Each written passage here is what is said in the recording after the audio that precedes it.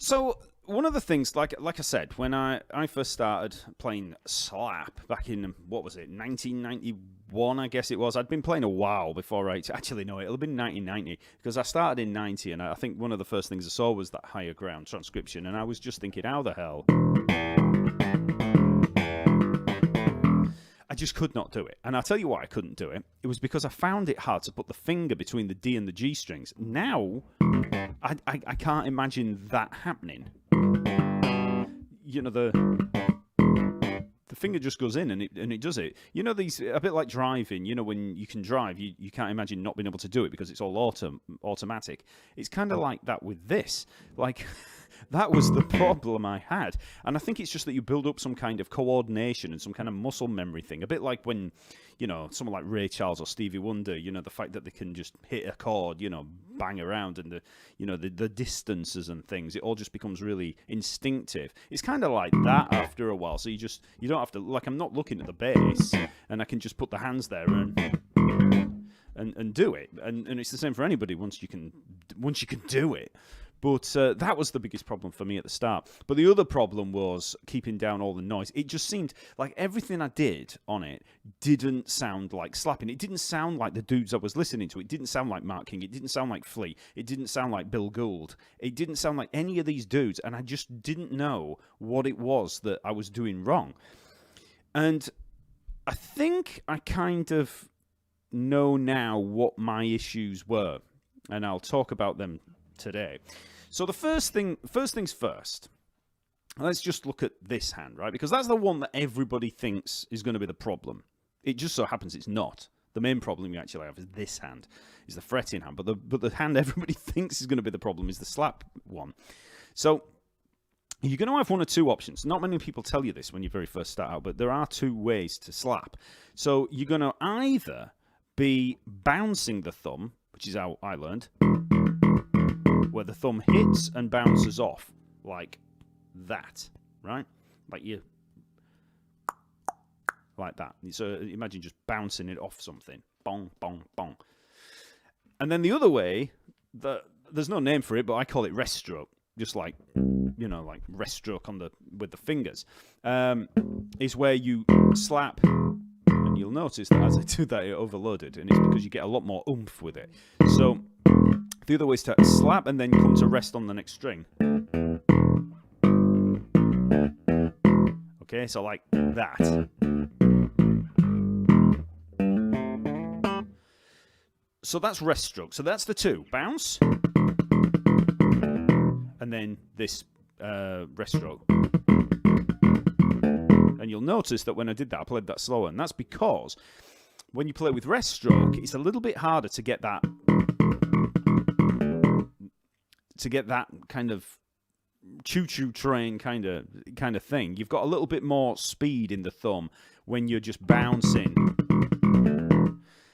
Now, that doesn't mean that that's the fastest way that you can slap, because actually when you use that rest stroke, it actually brings into play the double thumb. So you can start doing double thumbing. So instead of it just being, it's faster than the thumb. So instead of like that when you're bouncing, you can just play like that. It's a little bit more like plectrum playing, to be honest. I mean, it doesn't sound like slapping. It just sounds like I'm playing with a pick. But you get the idea. So we've got rest stroke and we've got the bounce. Now, when you do the bounce, or whether you do the rest stroke, the key to actually making it sound like slapping, it all comes from this hand, because what you want is a sharper attack. You want a bit more of a transient, and then you want it to cut off. And I'll tell you what actually, a pop is a good way to show this. So if I was to just play a pop I'm going to play a D on the 7th fret of the G string, okay? So I'm playing an octave here. But if I was to just pick that,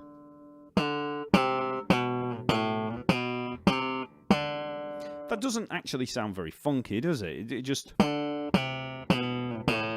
sounds like I'm picking. It just sounds like hard picking.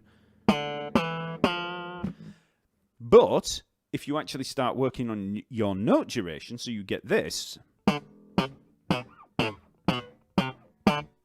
That percussive sound, that's more what you're wanting now. That doesn't come from this hand at all. It comes from the fretting hand. So if I play this, again, it just sounds like hard picking. But if I play this,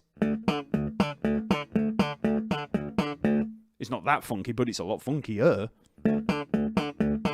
It sounds more like slapping than this. Or, so if I'm playing, all of a sudden you've got that stereotypical slap sound. Whereas if it was all held, it's not much different from picking. It's all about that tight note duration. So that's one of the things that you really have to work on, is your actual note duration. But it's one of those things that you don't think about too much when you're first starting out.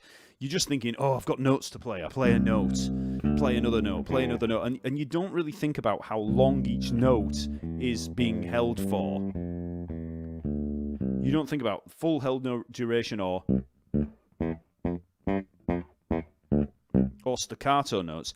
It's just, play a C, play a D, play an E, play an F, and the note duration is just whatever. You know, that's in my experience, that's what it's like with beginners. You know, if I'm teaching somebody and I say, okay, play a C major scale, it's like if they've never done it before, they're just trying to fret the notes in whatever rhythm and whatever sort of note duration. Some of them are held, some of them are short. You know, because there's no control over it at all. And for slapping, it's all about that. I mean, listen to the top note. It's barely a note. And then that's how you get that kind of stereotypical sound. There's nothing else. I mean, it's not this hand. Now, the other thing to bear in mind is, well, actually, before we get on to that, because we've just been looking at the all this stuff with this hand. One thing to look out for is residual noise, messy kind of, you know, if I'm playing there and then I take if I stop, if your volume's up really high, you'll hear that ringing out. And if I was to just let go, so what you need to do is cut down on all of that noise. And the cool thing about slapping is because it's so percussive and so heavy-handed, you know, rather, you know, as opposed to finger picking and plectrum playing, because there's a lot more of this attack.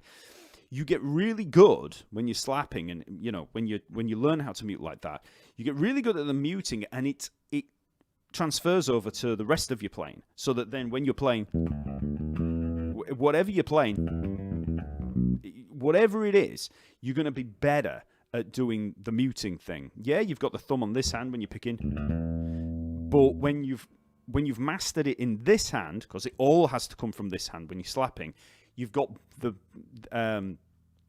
both hands working together to cut down on the noise.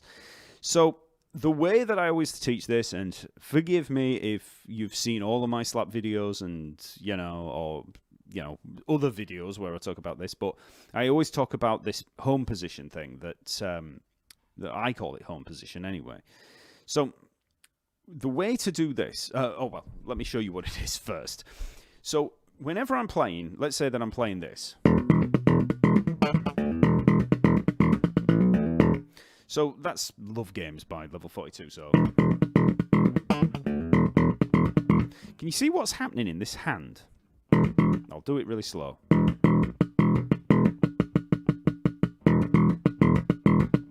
Look at this hand.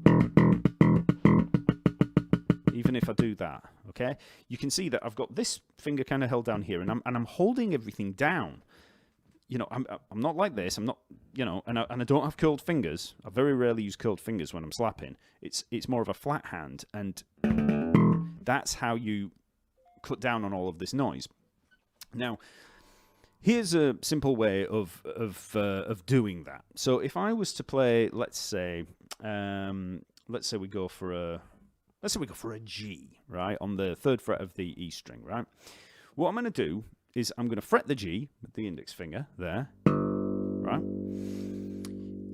The back side of this finger, all down here, is going to be lightly touching all of the other strings, right? I'm not curling, so I'm curling it over. I'm not, arching the finger over the strings. I'm actually letting it lay. I'm not laying it completely flat. It's still slightly bent, but I'm just holding it like that, right? What that means is that I would get, if I just held it like that, I'd get harmonics. Now, before playing the note, before playing that G, if I just hold that finger, dead weight against those strings like this, you'll get those harmonics, okay? Then, take these 3 fingers here, bring those down, and you'll see that that second finger, it kind of extends beyond the edge of the neck. We get ghost notes. What that means is that we won't have any accidents. I'm always in that position. When I first go on stage, if I'm plugged in, I turn up, I might have my volume down, but when I've turned up the volume, I keep the hand locked down like this, so that if anything happens, I'm not going to get this. It's locked down. So we're coming from a position of silence, okay? So actually play that G that we were just talking about, I've got that index finger there over that 3rd fret, ready. All these other fingers are down. What I want to do is I raise these 3 fingers, I apply pressure with that index finger, and I slap all at the same time. So it's 3 motions, and we just do them all together. It's not one then the other. It's just one whole action of 3 actions, let's say. So okay, so we raise and simultaneously press down and slap. Okay, then when I want to cut it off, I just go back to home position. There we go. So I'm not thinking put the fingers back down, take the remove the pressure on the G. I'm not thinking of any of that. I'm just going back to the original state. If you can get used to that hand position and that amount of pressure on the strings, as soon as you do that and then you go back, you're choking off the note. And this is the same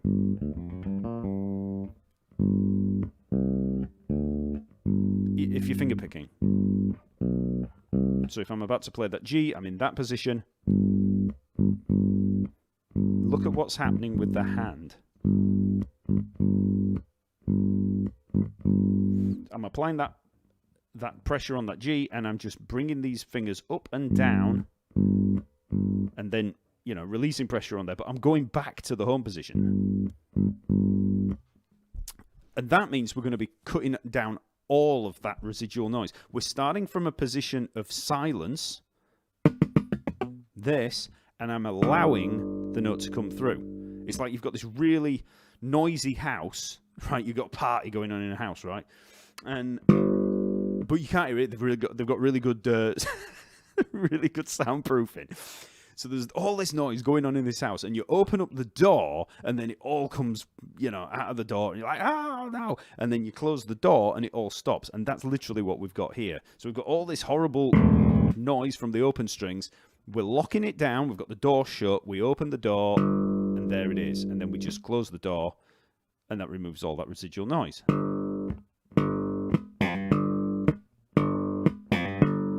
So I'm constantly going back and forth. Now, there's a little bit more to it than that, because obviously, as we start to bring more notes into play,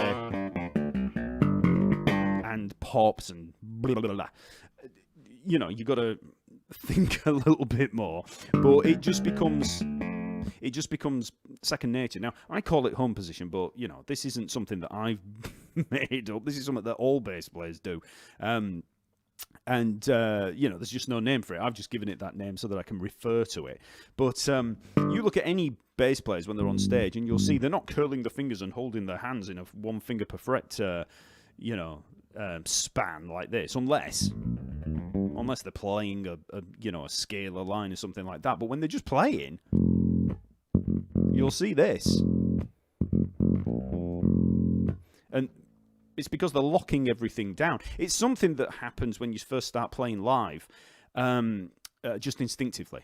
Because the minute that you go on stage and you've got a loud amp, you go up on there, and if all you've done is practiced in your bedroom or played acoustically, the minute that you get up on stage and you've got a 1,000-watt amp, or you're going through a huge PA on a big stage, and you turn, you turn up your volume, and you're like, oh my god, it just feels out of control, the bass.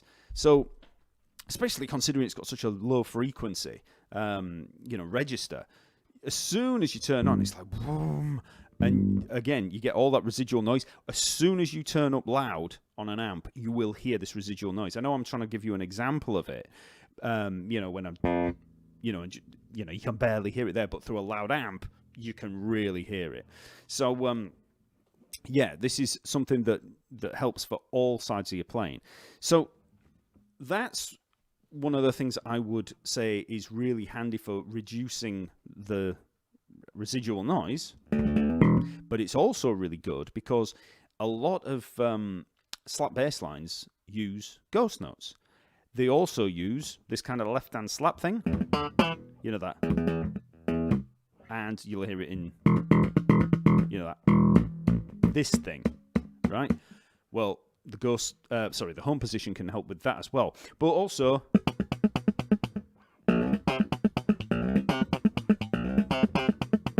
all those ghost notes, well, home position helps for that as well. And I'll show you how that works.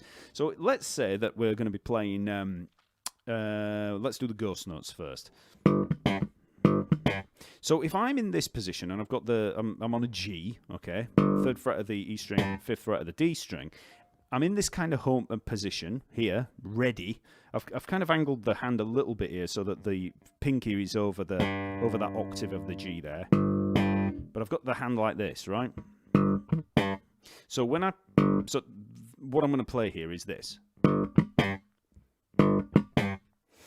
So we slap that G there. Then the hand moves back to this home position. I'm just allowing that note through and then just going back to home position. So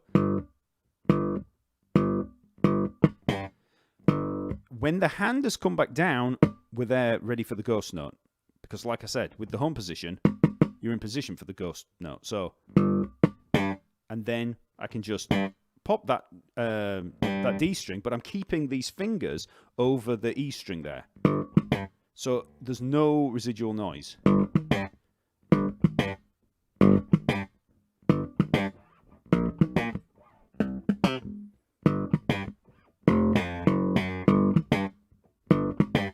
Okay, so that's all that takes. That home position helps with all of this stuff. Ghost notes, residual noise, all of that. Now, the other thing that I just missed out was the note duration.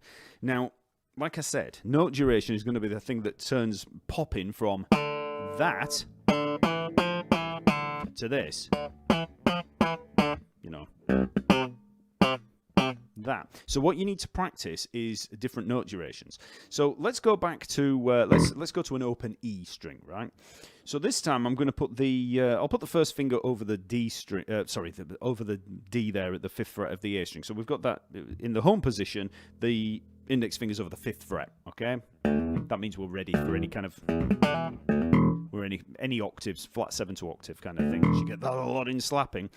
So we're going to have that finger over there. We're not extending it down to the E string. We've just got it over the A, D, and G string.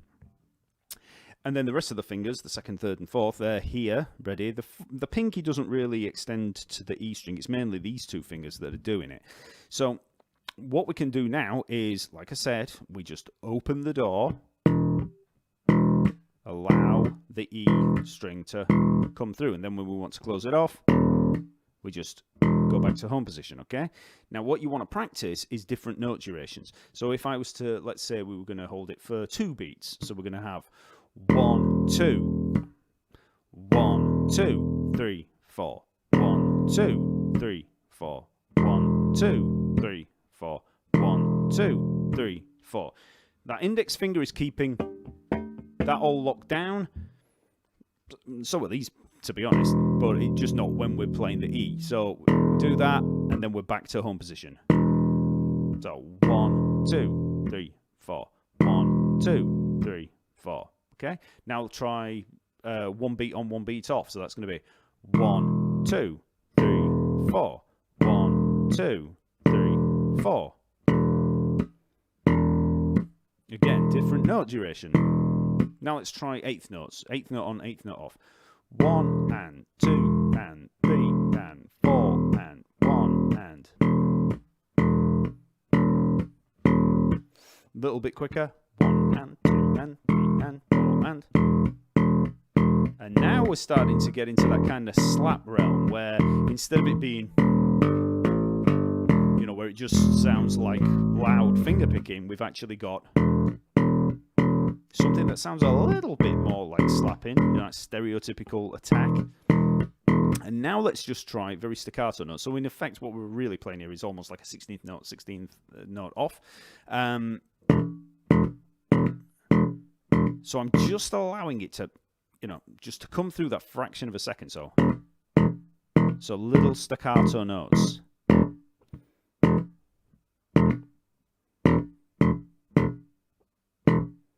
That's what we're looking for. So we're controlling it with this hand. And like I said, this applies to fingerstyle as well. Same with popping. So if I'm popping, and if you don't know how to pop, you just put the, I use the index finger, but you can use the second finger as well. But you put it under the string, and then you just let it come out, and then that's it, okay? That's it. Popping's easy. So if I'm, let's say we go for an octave D. So that's going to be 5th fret on the A string, 7th fret on the G string. So don't worry about the rest of it. So we could go 1, 2, 3, 4. 1, 2, 3, 4. With the home position, what we're doing here is keeping everything locked down. And then all I have to do is press down with that 4th finger and then just release pressure, because all the other strings are all tied, are all locked down, okay? So, see how you can't even see the hand doing anything. I mean, it's literally there. I'm just releasing pressure. I'm keeping the finger held on it. We don't take it off, because then you'll get all this noise. I'm just releasing it back to the home position, that, you know, just laid against it. So, 1, 2, 3, 4. 1, 2, 3, 4. Notice how I don't have to do anything with this hand. 1, 2, 3, 4. Now, 1, 2.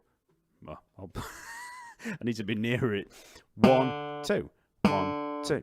1, 2, 3, 4. And then let's go really staccato. It's that control that you need, and it seems like a really obvious thing, and it seems really, really straightforward. When, you know, and if I'm doing a lesson on anything like this and I'm saying, okay, you know, showing these kind of things, you just kind of assume that someone's going to hear what you're doing with those staccato notes, but it's not as easy as you think. When you first get started, you don't think of these short, snappy notes. If you've been playing a long time and then you come to play slapping, then you're going to have more note control. But when you're starting out, you don't have that control. So I'm just stabbing at it with that pinky. So I'm in home position, it's laid lightly against it, and then I just bring it down. I don't have the pinky held down to begin with. Remember what I said? I'm in home position, it's just laid against it. I'm only pressing down when I need the note, okay? So then, if I'm going to play an octave D there, again, if I just try staccato notes, I'm in home position. I'm just holding these things lightly down. I just very, very lightly bring up those fingers to allow it through, which I've already practiced. You know, practice that short note there. You can see I'm hardly moving. And then the same thing up on the top. I would say before you'd try all that stuff, you need to just get this down. Before, I know that everybody shows that bass line at the start. Note control. getting rid of residual noise, just those things.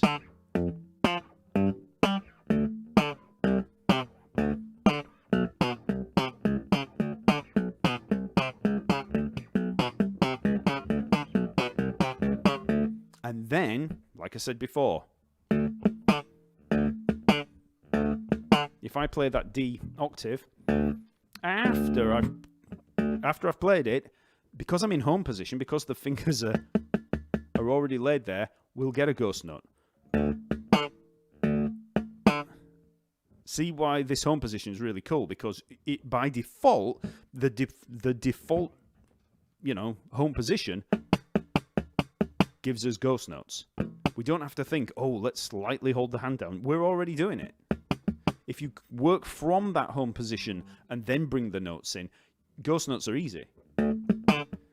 We allow that D through, then we just slap it and we'll get a ghost note because we're in home position. And then we just pop.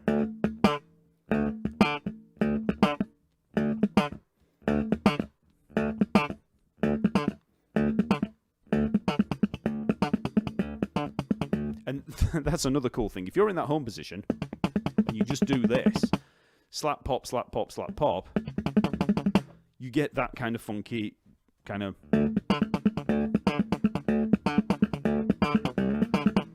So that's where that home position comes in. So that's what you need to work on. It's all... Notice how it's all in this hand. It's not in this hand at all. It's all here.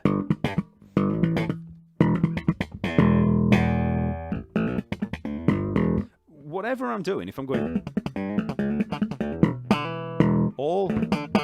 All of that stuff, it's all in this hand. It's not in this. If you watch what this hand's doing,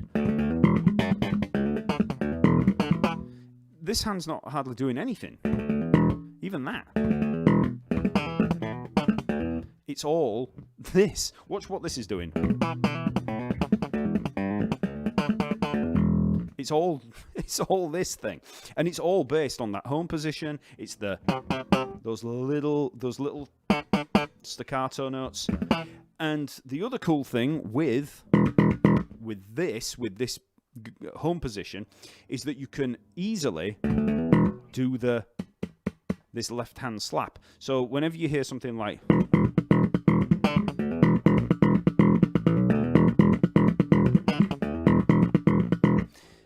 Love Games, those kinds of things, the Mark King, choo-choo train kind of slap stuff, that all comes from this home position. So I'm here, okay, with the index finger over this 5th fret, like we were just looking at.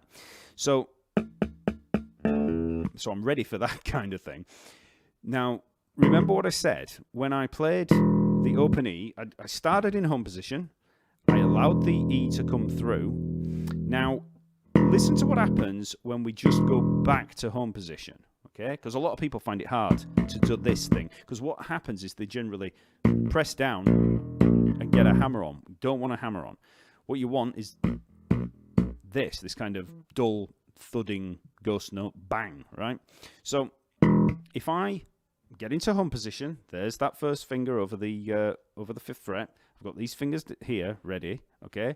So ready, steady, go. Play the open E, and then we want to chuck it off. Listen to what happens as you chuck it off. If you get that bang, you get the left hand thing.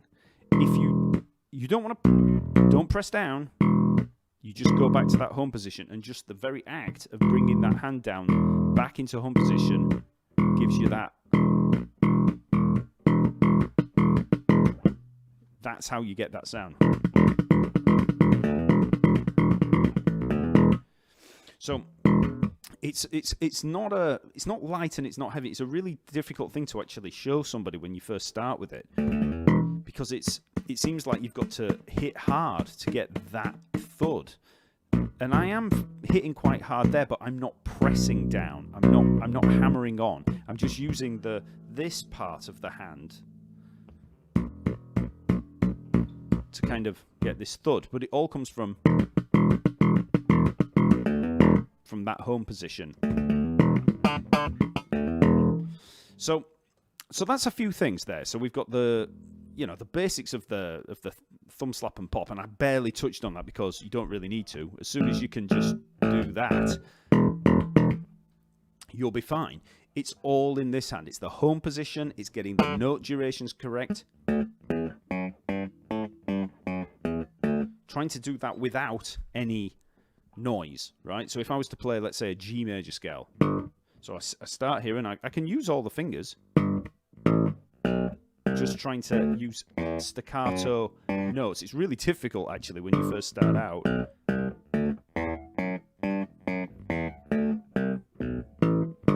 You know, trying to stop it from making a, you know, getting that residual noise.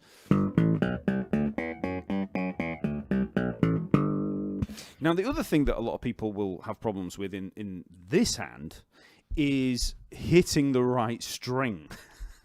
I see this all the time on my comments on my videos, and it's like, I try to hit the A string, and I end up hitting the D string, or I try hitting the E string, and I always hit the A string. So that just comes, you know what I said right at the start where I was talking about Ray Charles, Stevie Wonder, you know, blind guys playing piano and getting used to distances? Well, eventually you won't have to think. I mean, I just went to, I know that'll be a C. Yeah, I can see. You get used to distances, you know, just being able to hit notes without looking, being able to play the right string without looking. It's the same when you use a plectrum. At first, you're just trying to figure out how to hit the right string, but eventually you can, just because you calibrated for the actual correct distance. So there is a lot of that, and that just comes with practice.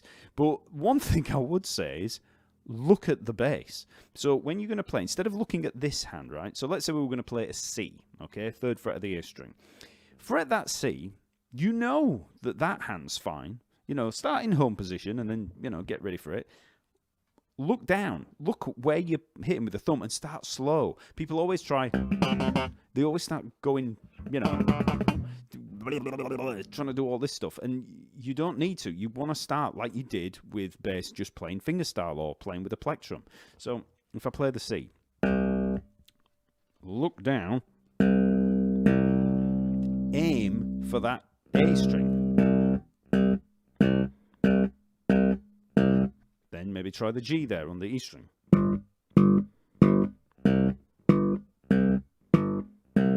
Looking at it.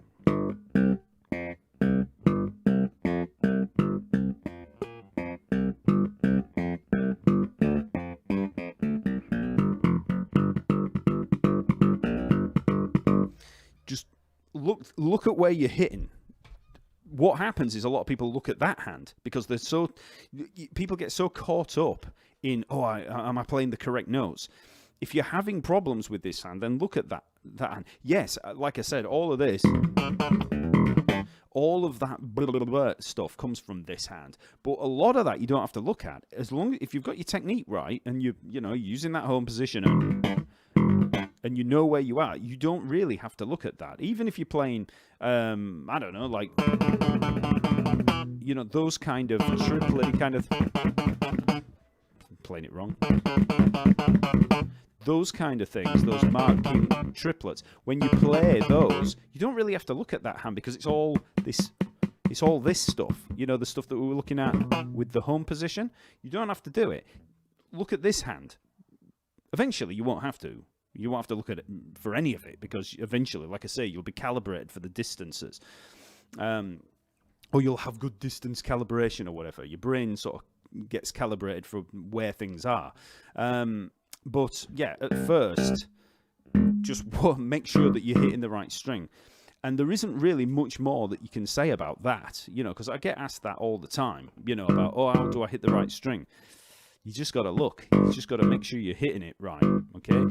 I think sometimes the people that say that haven't been playing long in general because they've just not got used to where the strings are. And if you're just going straight into slapping as an absolute beginner, you're going to have problems. You're going to run into those problems. You really want to start slapping after you've been playing fingerstyle or plectrum style because you really want to be able to just, get round the instrument a little, at least know, how to play a few bass lines and, have better than terrible note control, be able to cut things, all this thing I was saying about cutting things short.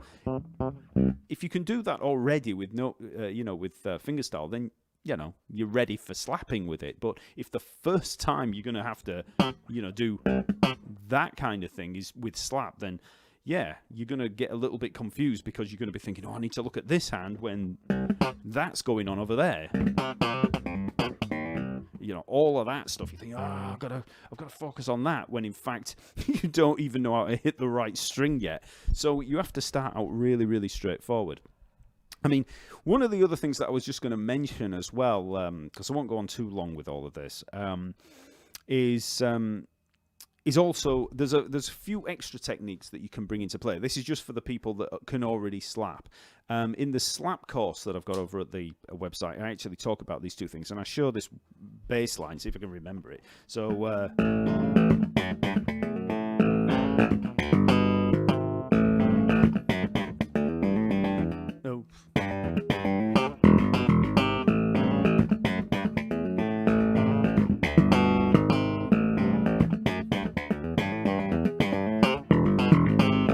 okay, so I just wrote that for the slap course. So there's tons and tons of slap riffs like that to play on it, and that one is that makes use of a couple of extra techniques that one of them you might have seen, but the other one you might not. So, like I said, this is for people that can already slap a little bit. So obviously, I'm using strumming, which you'll see with people like Les Claypool and, well, everybody basically that plays slapping.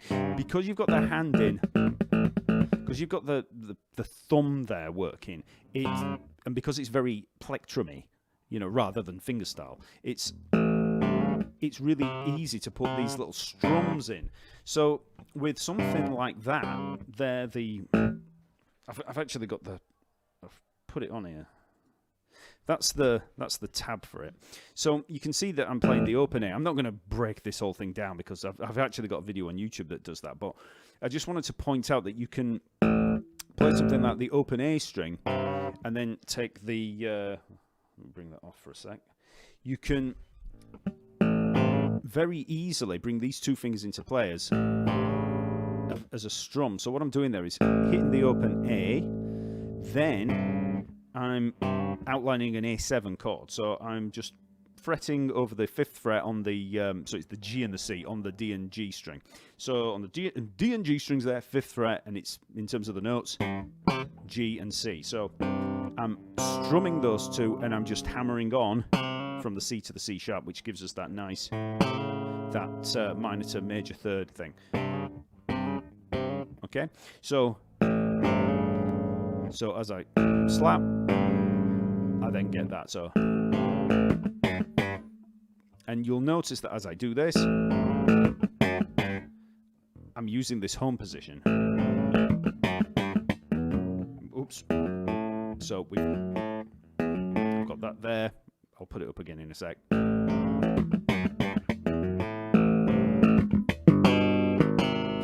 There is a very popular move that you get in slap stuff where you play tenths. You'll get that a lot in Mark King things where you get the kind of...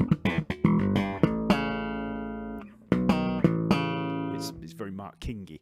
So...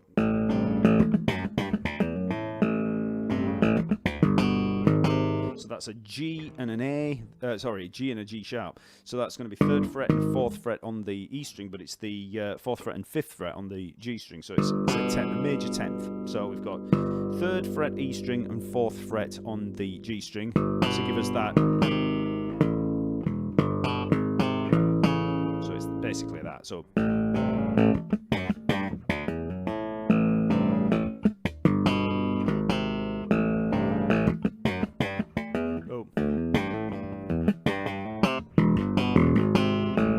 Tenths again. The other thing that I wanted to show you that's in that riff, I'm just using this as an example of some of these techniques. So you've got tenths, strums, but the other thing is cross hammering, where you actually hammer down out of nowhere onto a string, and this can really, really help with moving around the neck a little bit more. So when I play, where is it? There. See what's happening there? I'm popping the G at the 5th fret of the D string, and I'm slapping it. So we get double notes. And then I'm just hammering on with the third finger at the 7th fret of the A string to get that. So you can get quite quick with that, because so as soon as I've hammered on, I can then slap it again. So we're getting double notes, repeated notes.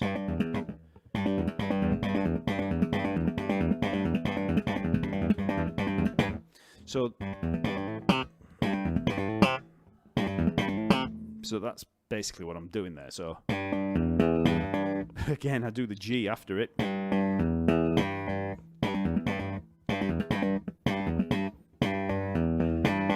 Dead easy, because all I'm doing is hammering on. And then I hammer on from the 5th fret to the 7th fret on the D string. And again, after I've hammered on, I slap. So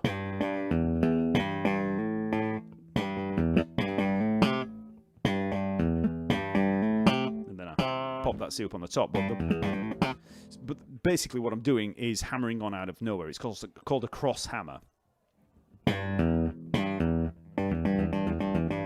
So I'm just hammering on out of nowhere, which can be really, really helpful when you're trying to kind of work out some different kind of slap lines where you want a more scalar, or especially a pentatonic thing where you wanting to, you wanting to descend across the neck.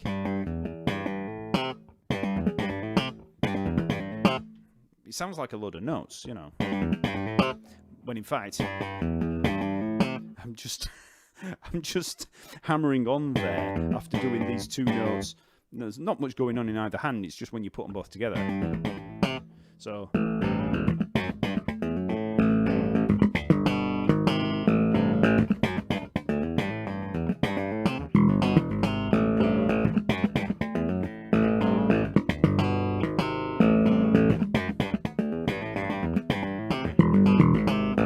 okay, so that's in the simple steps to slap bass course that's over at Talking Bass, on sale at the moment for the 10th anniversary sale, the 10th anniversary celebration.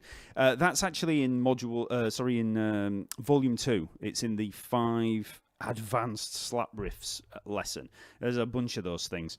I can't remember them all because I made that course about 7 years ago. And I've not played any of them since, so I can't even remember them. But that one I tend to remember because it sounds quite cool.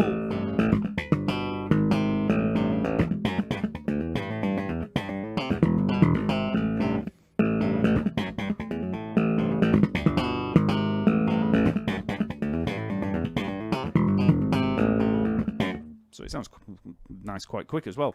But there's a drum beat there with the chorus as well. Now, the one last thing before I finish up with this slap stuff is that you might be wondering about all of that stuff that I just played. And that's the machine gun triplet thing, which, again, how useful are they? I don't know. I mean, you'll see Mark King doing his all that kind of stuff. And like I said, I don't slap hardly ever anymore. It's only for these videos that I end up slapping. Did a lot of slap practice when I was a kid, but I barely do it at all now. But when I very first started, I saw Stu Ham doing on one of his videos, and I was like, man, I got to learn how to do that. Even though it's going to be not that useful, it's good for doing a little. And also, you might know it from.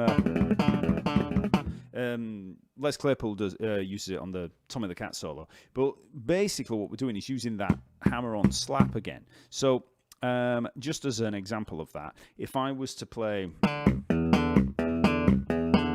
this is a full-on Stu Ham lick, right? All I'm doing is that home position I was talking about. So this time I've got it over the the 7th fret. I've got the first finger over the A, D, and G strings there. Again, locking everything down. And then all I'm doing is popping at the D at the 7th fret of the G string, coming down with that slap, so doing a bit of a intense home position return, and then I just slap at that E at the 7th fret of the A string.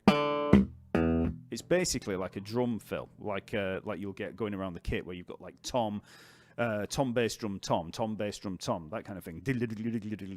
So it's just getting the coordination, and it took me forever to do that. I spent ages doing it, like months.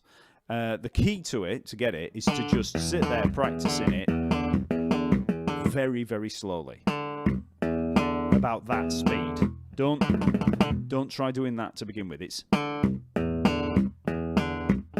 then once you've got that down, just very slowly start to build up speed, and then you can probably mute to so that it doesn't sound too bangy.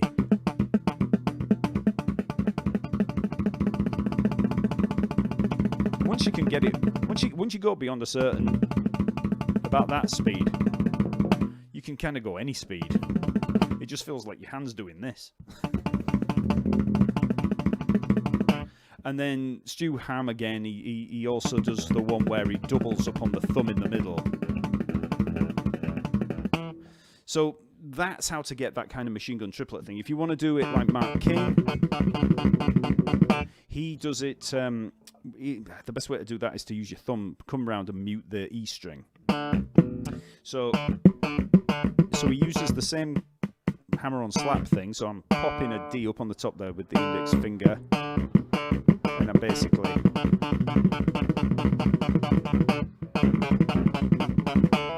but you can move around with it a lot more.